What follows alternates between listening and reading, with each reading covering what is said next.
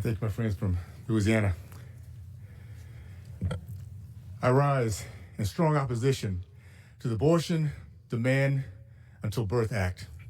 I watched for the last 40 years as abortionists have targeted my race. It was a race that as a child in the 1960s that had more men committed to marriage, over 7%, than any other community. Black women were more likely to get married than white women until 1970. In that community, black men taught their sons to respect women, to honor their wives, and to be stellar examples for their children.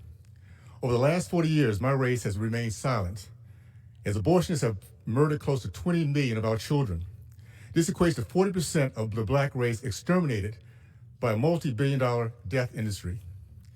The same industry that the Democrats that are now promoting this bill are teaching our young girls now that killing their babies after being born alive has no consequences, that a living, beating heart is nothing more than a hangnail.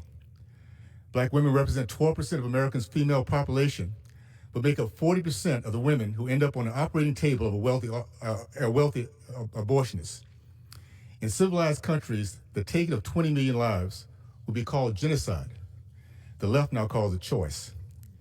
Over the decades since my youth, we have turned over 70% of the black fathers in my community into whiners, weenies, and wimps, as they with no shame desert their families.